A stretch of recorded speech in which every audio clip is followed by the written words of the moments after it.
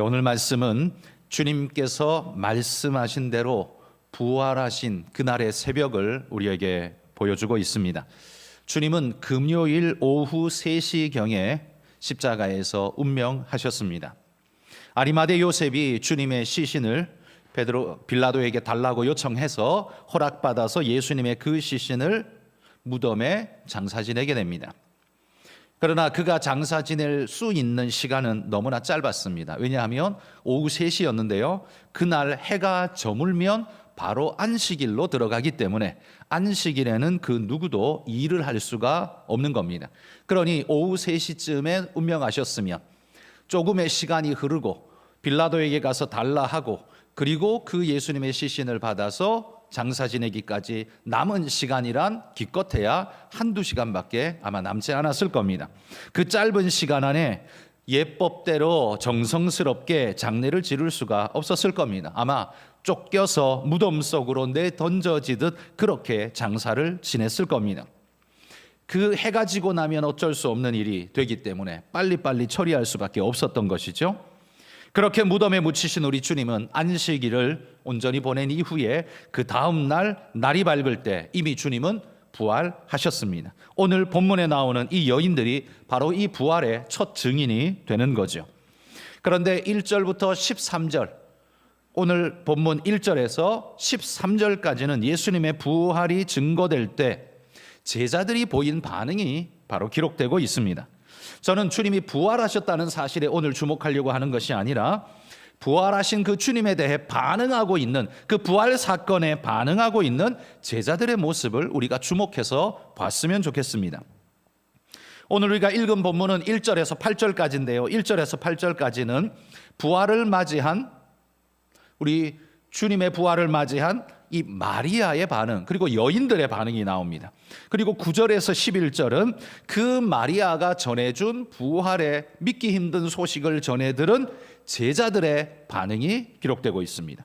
그리고 12절 13절은 자포자기하며 고향으로 돌아가고 있는 엠마오로 가는 두 제자가 부활의 주님 앞에 보인 반응을 간단하게 소개하고 있습니다. 그러니까 1절부터 13절까지는 마리아의 반응, 제자들의 반응, 엠마오로 가는 두 제자의 반응, 결국 주님의 제자들이었던 그들이 예수님의 부활에 한결같이 어떤 반응을 보였는가를 우리에게 보여주고 있습니다.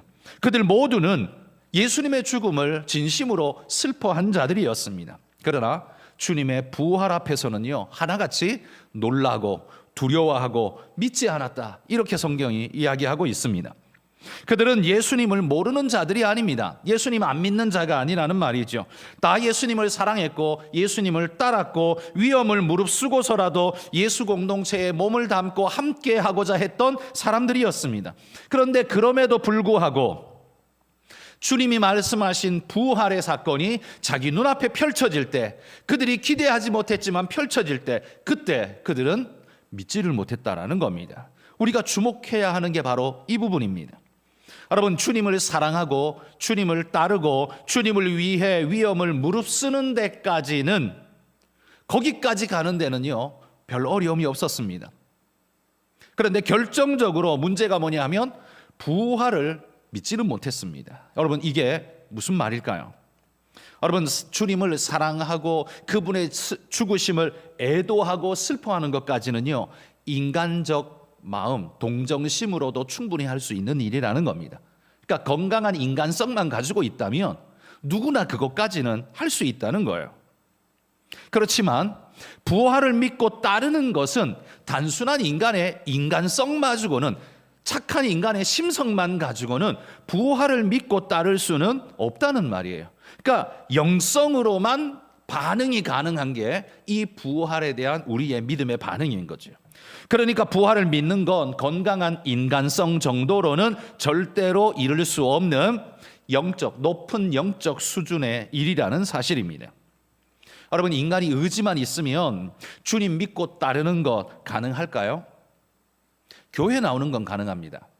제가 누차 자주 말하지만 교회 나오는 건 얼마든지 인간의 능력으로 가능합니다. 그러나 주님을 진짜 믿는 건 인간의 의지만 가지고는 절대 안 된다는 걸 보여주는 것이 바로 오늘 본문의 이야기입니다. 주님을요, 도덕적 선생님으로 따르는 사람들도 많이 있습니다. 안 믿는 사람들도요, 예수님을 4대 성인이라고 해서 모범적인 우리의 모델, 스승이 되신다라는 것까지는 인정해 줍니다. 거기까지는 굳이 거부하려고 애쓰지 않습니다. 그래서 믿지 않는 자들 중에도 그런 이들이 많지만 안타까운 것, 믿는 이들 중에도 그 수준으로 예수님을 생각하는 이들도 있습니다. 이 믿지 않는 자들 중에 예수님을 생각하는 인간적인 관용, 예수님은 그때 그렇게 살았대, 좋은 말씀 하셨대, 그럴 수 있지, 여기까지는요 세상 사람들도 크게 거부하지 않습니다. 그러나 그분이 부활의 주님이시며 우리의 하나님이시라라고 말하면 눈꼬리가 올라가고 얼굴이 굳어지고 적대적인 모습으로 돌변하는 것을 우리가 보게 됩니다. 그러다 보니 우리 신앙인들조차도요, 이런 무언의 사회적 압력이 떠밀려 오는 것이 두려워서, 부담스러워서 주님을 그냥 도덕적 선생님 정도로만 인정하고 따르려는 사람들이 교회 안에도 있다는 겁니다. 그러나 여러분, 오늘 본문이 바로 그런 분들에게 이야기하고 있습니다. 도덕적 선생님으로 따르는 자들이 만날 수 있는 예수님은 바로 무덤에 묻힌 예수, 그까지만 따라갈 수 있다는 겁니다. 부활하신 주님은 절대 그들이 만나보지 못한다는 겁니다. 그들 앞에 주님이 나타나셔도 그들은 믿지 않습니다. 왜요? 왜냐하면 그들의 이성과 도덕의 굴레가 그 눈과 의지를 가려버리기 때문입니다. 진짜 주님을 만나보지 못하는 겁니다. 엠마오로 가는 두 제자를 한번 생각해 보십시오. 주님이 부활하셔서 그의 선생님이라면 그들이 당연히 알아봐야 하는데 알아보지 못합니다. 왜? 살아나셨을 거라고는 상상도 안 하기 때문에, 아예 괄호 밖에 내어놓았기 때문에 그럴 수 없기 때문에 생각을 안 하는 거죠. 그리고 주님의 말씀을 계속 하시는데 그거 들으면서도 여전히 모르고 있는 그들을 보십시오. 부활의 주님 앞에 서는 것, 여러분, 그분을 만나 뵙는 건, 부활의 주님을 믿고 만나는 건요, 눈을 가진 자라면 누구나 할 수 있는 일이 아니라는 말입니다. 교회에 오는 것은 누구나 할 수 있지만 교회에 와서 하나님을 만나는 것은 누구나 할 수 있는 일이 아닙니다. 육신의 두 눈 가졌다고 다 그렇게 할 수 있는 일이 아닙니다. 마찬가지죠. 귀를 가졌다고 목사가 하는 설교는 들을 수 있지만 설교 속에 들려있는 메시지, 믿음의 말씀이 내 마음에 와닿고 내가 그걸 믿는 것은 다른 문제라는 겁니다. 저는 오늘 본문에 나오는 이 사람들, 마리아와 여인들, 그리고 그들의 증언을 전해들은 제자들, 그리고 엠마오로 내려가는 이 두 제자들, 이들 모두는 아직까지 인간적으로 주님을 존경하고 좋아하는 사람임에는 틀림이 없습니다. 그러나 여러분, 주님이 원하시는 건 그 정도일까요? 요한복음 20장 29절 말씀 한번 같이 봅시다. 같이 한번 읽어봅시다. 예수께서 이르시되 보지 못하고 자, 여기 말씀에 보면 예수님이 제자들에게 뭐라고 말합니까? 너는 나를 본고로 믿느냐? 그러나 보지 못하고 믿는 자들이 복되도다. 그러면 본고로 믿는 자는 복됩니까? 안 됩니까? 복되지 않습니다. 본고로 믿는 건 보는 이성적인 논리적인 증거를 믿고 따르는 거지 하나님을 진짜 믿는 건 아니죠. 보지 못하고 믿는 자는 어떻게 그렇게 믿을 수 있을까요? 하나님의 하나님 되심을 인정하고 믿는 자는 보이지 않아도 보지 못해도 믿는 믿음이 그 안에 작동합니다. 그런 자는 진짜 복되다, 이렇게 이야기하는 것입니다. 여러분, 주님이 원하시는 게 지금 뭐라고 말합니까? 인간적인 정으로 주님을 조문하러 오는 것, 주님은 그걸 원하는 게 아닙니다. 예의 바른 행동이죠. 예법에 맞는 행동이죠. 그렇지만 주님의 죽으심 앞에 나아가 조문하는 행동을 주님이 바라는 게 아닙니다. 주님이 바라는 건 보지 못하고도 믿는 것, 그걸 주님이 원한다고 말합니다. 그러면서 주님은 또 이렇게 말합니다. 요한복음 20장 27절 읽어봅시다. 도마에게 이르시되 내 손가락을 이리 내밀어 내 손을 보고 내 손을 내밀어 내 옆구리에 넣어보라. 그리하여 믿음 없는 자가 되지 말고 믿는 자가 되라. 주님이, 부활하신 주님이 도마에게 하는 말씀이죠. 간절하게 원하고 계신 게 뭡니까? 믿음 없는 자가 되지 말고 믿는 자가 되라 라고 말합니다. 주님이 원하는 건 주님의 말씀이 믿기 힘들어 보인다 할지라도 믿으라는 겁니다. 그 내용을 과학적으로 따져보고 실험해보고 경험해보고 믿는 게 아니라, 사실 이건 믿는 게 아니죠. 이건 그냥 과학이라고 우리가 말하는 거죠. 우리 주님의 신성과 성경의 증거를 하나님 그분의 전능하심을 믿고 인정하기 때문에 그분이 말씀하신 것은 다 믿습니다. 여러분, 이건 오직 그분에 대한 믿음이 있는 자만이 가능한 것입니다. 이런 모습은 믿지 않는 세상 사람들이 볼 때는요, 굉장히 무모하고 막무가내 같아 보입니다. 그러나 여러분, 그들이 그렇게 본다고 내가 하나님을 향한 내 믿음을 줄이거나 돌리거나 할 필요가 뭐가 있습니까? 그들은 하나님을 믿지 않고 보지 못하기 때문에 그렇게 말할 뿐이지, 우리는 주님을 믿음으로 보고 믿음으로 따르기 때문에 우리의 믿음의 반응은 당연하고 자연스러운 것입니다. 우리는 말씀하신 사건이 과학적으로 증명되는지에 대해서 관심을 갖는 사람이 아닙니다. 물론 과학적으로 증명되면 좋죠. 왜 좋으냐? 내가 믿기에도 더 수월할 뿐만 아니라 그거보다 믿지 않는 자에게 전도하기에, 설명하기에 좋기 때문에 그건 필요합니다. 그렇지만 그렇지 않다 할지라도 우리의 믿음에는 이상이 없습니다. 왜냐하면 우리는 그분을 믿고 그분의 약속을 분명히 믿기 때문에 그렇습니다. 그분의 말씀을 다 믿는다는 말이죠. 한마디로 말해서 주님은 우리에게 당신의 무덤 앞에서 조문이나 하는 동정을 바라시는 게 아니라는 말입니다. 세계 4대 성인 중에 하나로서 인정해달라, 주님은 그런 말씀을 하시는 게 절대 아닙니다. 주님이 바라는 건 동정이 아니라 믿음입니다. 여러분, 여기서 한 가지 우리가 생각해 볼 것이 있는데요. 오늘 본문의 4절에 한번 보시면 눈을 들어본즉 벌써 돌이 굴려져 있는데, 이렇게 말씀합니다. 무덤 문이 굴려져 있다는 거죠. 근데 여러분, 자, 이거 그냥 무덤 문이 열려 있다는 사실을 접어두고 우리는 요한복음에서 예수님의 부활하신 몸이 어떤 특징을 갖고 있는지 우리는 보았습니다. 요한복음 20장 19절 한번 다시 읽어봅시다. 이날 곧 안식 후 첫날 저녁 때에 제자들이 유대인들을 두려워하여 모인 곳의 문들을 닫았더니 예수께서 오사 가운데 서서 이르시되 너희에게 평강이 있을지어다. 여기 요한이 증거합니다. 우리가 두려워서 다락방의 문을 꼭꼭 닫아 걸고 우리끼리 모여서 어쩔 줄 몰라 하고 떨고 있는데, 놀랍게도 우리 주님께서 갑자기 우리 앞에 한가운데 나타나시더니만 우리에게 말씀하셨어. 너희에게 평강이 있을지어다. 여기 요한의 증거에 보면요, 예수님이 노크하고 들어오셨다는 소리가 없습니다. 그래서 우리가 문 열어줬다라는 소리가 없습니다.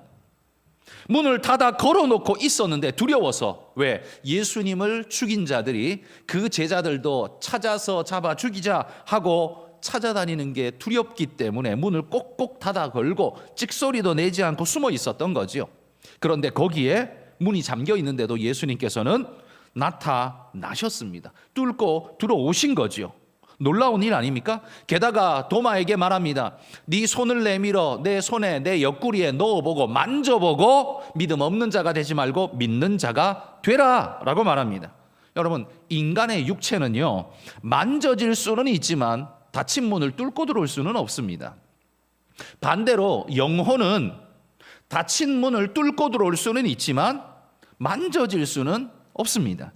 그런데 부활하신 주님의 몸은 놀랍게도 그 두 가지가 다 가능한 아주 특별한 몸이라는 걸 보여줍니다.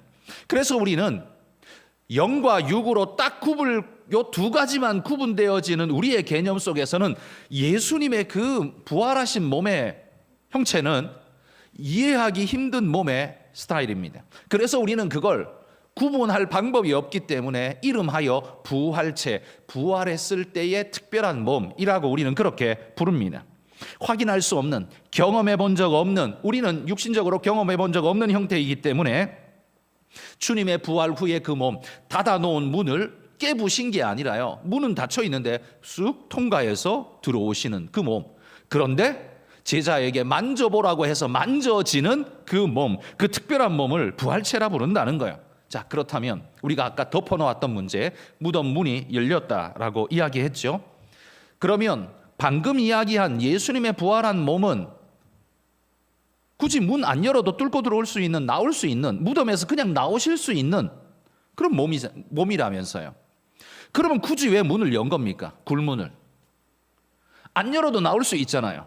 닫힌 문도 뚫고 들어오시는 분인데 무덤 문을, 굳이 그 돌문을, 그 어마어마한 돌문을 그거 뚫고 나온다는 거, 그 굳이 그냥 나올 수 있는데 굳이 열 필요가 뭐 있습니까? 그거 얼마나 힘듭니까? 여러분, 유대인의 무덤은, 우리나라 무덤은 땅을 파서 묻고 그 위에 봉을 세우는 봉분이지 않습니까? 그러니까 아래로 가는 무덤입니다. 그렇지만 유대인의 무덤은 안으로 들어가는 평행의 무덤입니다. 굴 파서 들어가는 무덤이에요. 그러니까 거기는 석회질의 동네이기 때문에 굴 파는 것이 훨씬 우리보다 수월합니다. 그래서 파서 들어가면요, 굴이 보통은 자연굴 많이 사용하고, 돈 많은 사람은 일부러 인위적으로 파서 자기가 원하는 만큼 사이즈로, 모양으로 파서 굴을 쓰는데, 그 굴은 돌문으로 막습니다. 여러분, 사람이 시신을 들고 들어갈 수 있을 정도의 문이어야, 출입문이어야 한다면 사이즈가 얼마나 되겠습니까? 적어도 1m 50 이상은 돼야 되지 않겠습니까? 그래야 억지로 막 숙여서라도 억지로 들어가죠. 좀 편하게 들어가려면 2m 이상의 높이가 되고, 폭도 사람 몸이 쑥쑥 들어다닐 수 있는 한 1m의 폭 정도는 되어줘야 적어도 다닐 수 있을 겁니다. 그러면 그 문을 막을 수 있는 돌이라면 도대체 얼마나 큰 겁니까?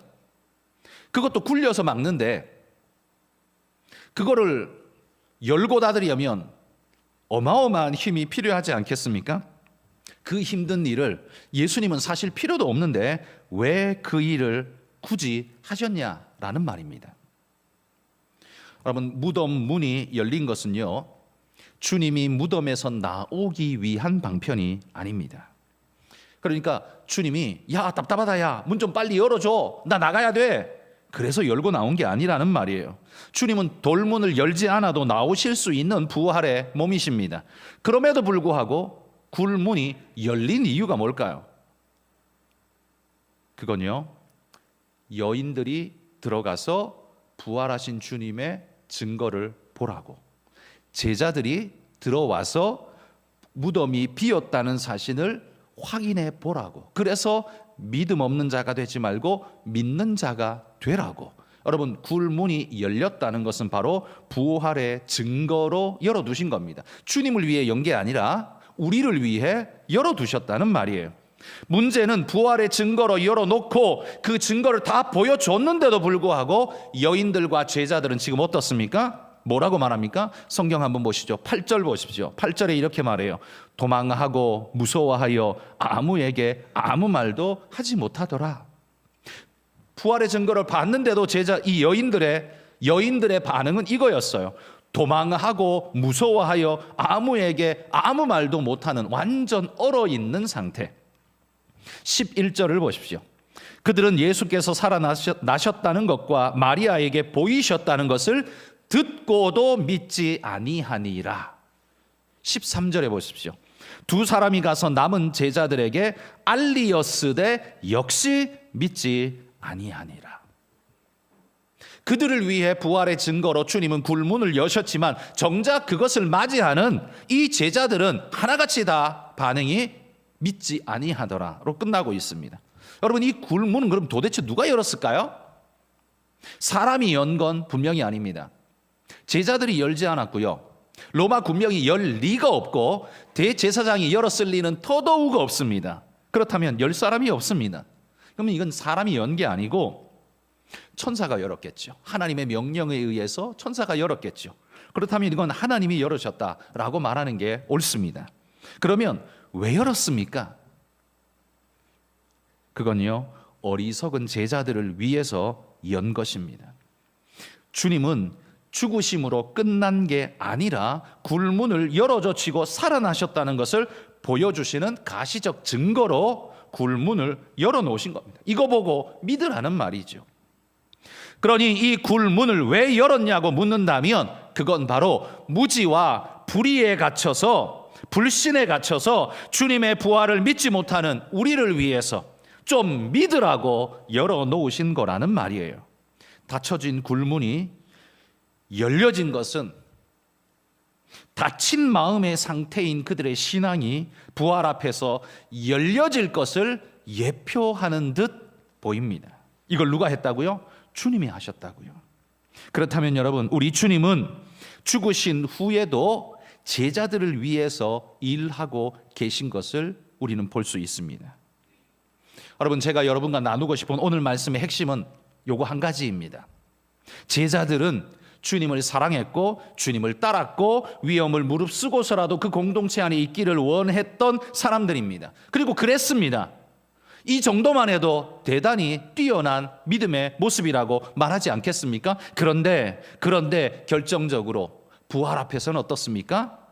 다 무너진 무능한 자들이었습니다. 믿지 않는 불신의 자들이었습니다.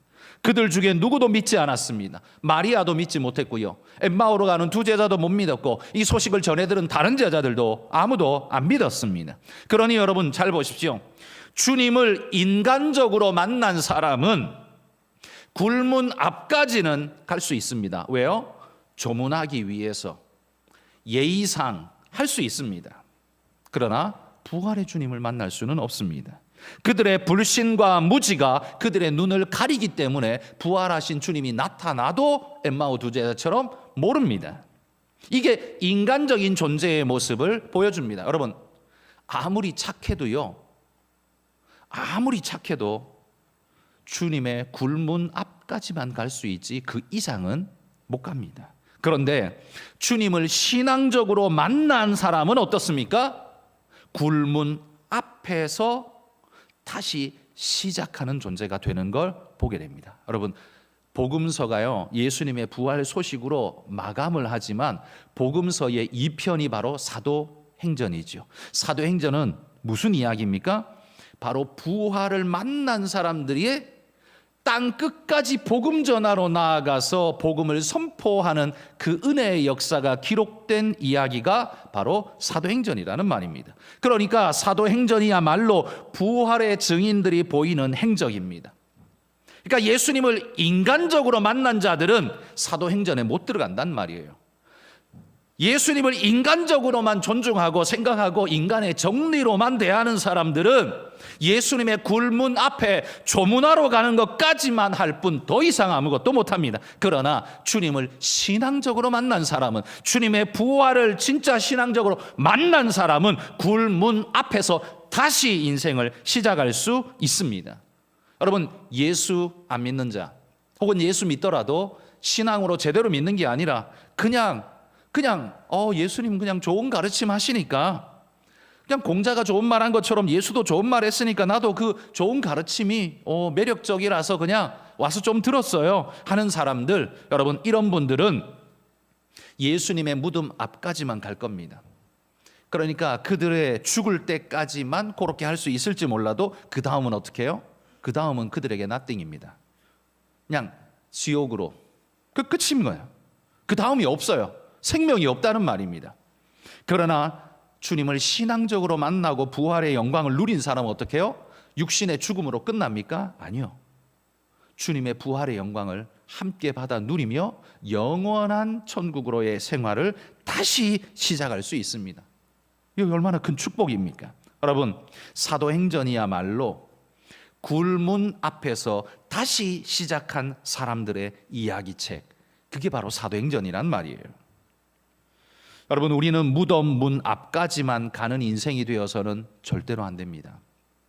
우리는 그냥 예수님께 예의 바르게 조문하러 가는 정도로, 그 정도의 신앙인이 되어서는, 솔직히 그건 신앙이라고 말할 수 없지만요, 그런 종교인이 되어서는 안 됩니다. 그들은 도덕적이고 인간적인 사람이고 따뜻한 인간미가 느껴지는 사람들입니다. 그러나 그게 끝입니다. 아쉽습니다. 그러나 주님이 바라시는 것, 거기에 머무는 게 아닙니다. 거기에 굴문 앞에서 주저앉아 날 위해 울어주는 것, 이거 원하는 거 아닙니다. 주님이 원하는 것, 거기서 끝인 사람들이 아니라 거기가 시작인 사람들, 주님은 그걸 원한다는 말이죠. 주님의 부활을 만나고 무덤 문 앞에서 다시 시작하는 사람들, 그들이 바로 주님이 바라는 사람들이라는 말입니다. 여러분, 우리는 예의범절이 발라서 주님의 무덤 앞에서 조문을 하며 눈물을 흘려주는 사람이 되는 정도, 그걸 위해서 부름받은 사람이 아닙니다. 주님이 죽으신 후에 외로울까봐 울어달라고 제자들을 만든 게 아니라는 말입니다. 주님은 우리를 부활의 증인으로 불렀고, 무덤 문 앞에서 끝나는 사람들이 아니라 무덤 문 앞에서 다시 시작하는 사람들이 되어서 성령이 어디로 이끌든지 따라가는 사람들이 되는 그런 존재가 바로 우리라는 말이에요. 그리고 이런 존재를 성경은 분명하게 보여줍니다. 계시록 14장 4절 말씀, 우리 같이 한번 읽습니다. 이 사람들은 여자와 더불어 더럽히지 아니하고 순결한 자라, 어린 양이 어디로 인도하든지 따라가는 자며 사람 가운데에서 속량함을 받아 처음 익은 열매로 하나님과 어린 양에게, 여기 어린 양이 어디로 인도하든지 따라가는 자들, 이들이 누굽니까? 이게 바로 주님의 부활의 은혜를 경험하고 그분을 따르는 존재들입니다. 무덤이 끝이 아니라 무덤에서 부활로 새로 시작하는 존재들을 말하는 겁니다. 여러분, 교회 안에도요, 무덤 문 앞까지만 가는 이들이 참 많습니다. 그냥 도덕적 인생, 그냥 윤리적 인생, 이런 사람들이 교회 안에도 많이 있습니다. 그러나 여러분, 주님이 원하는 건 그게 아닙니다. 거기서 끝나는 사람들이 아닙니다. 거기서 새로 시작하는 사람들을 원하고 계십니다. 베드로도 보십시오. 육신으로 있을 때 무덤 앞까지 가는 동안에 얼마나 실수하고 허물지고 배신하고, 그게 베드로였어요. 그런데 부활의 주님을 만난 이후에 그 무덤 문 앞에서 시작되어지는 그의 삶은 전혀 다른 사도 베드로를 우리에게 보여주지 않습니까? 여러분, 하나님은 우리가 그런 인생 살기를 소원합니다. 육신으로 있을 때 허물지고 연약한 모습을 많이 보이는 것, 그 어쩔 수 없는 일이지만, 그러나 부활의 주님을 만나고 난 다음에 우리 인생길이 새롭게 열린 사람, 새로 시작하는 사람, 마치 그 모습은 우리의 미래를 보여주는 것 같습니다. 내가 육신이 죽어 끝날 때 그게 끝이 아니라 그때부터 새로 시작하는 사람, 영원의 삶이 새로 시작하는 사람, 그건 오직 하나님의 은혜를 믿음으로 받는, 여기 부활의 증인들, 믿음의 사람들에게만 주어지는 축복이라는 사실을 여러분 꼭 기억하시기를 바랍니다. 여러분, 세상 사람들이 말하죠. 착하게 살면 구원받아. 착한 사람들은요, 무덤 문 앞까지만 가지 그 다음 못 갑니다. 거기가 끝이에요. 죽으면 끝이에요. 그 다음이 없어요. 그들에게는 천국이 없다는 말입니다. 착하기 때문에 안타까울 뿐이죠. 착하게 살았는데, 잘 되면 좋겠는데, 그렇죠? 근데 그게 더 안타까운 거예요. 그러나 착한 것이 그걸 보장해 주지 않습니다. 여러분, 여러분의 영적 눈을 뜨고 영혼의 마음이 열려서, 활짝 열려서 주님의 부활의 주님을 만나고 그 은혜의 감격이 여러분 속에서 솟아나고 이제는 사도행전을 살아가는 믿음의 능력자들이 되시기를 주의 이름으로 축복합니다.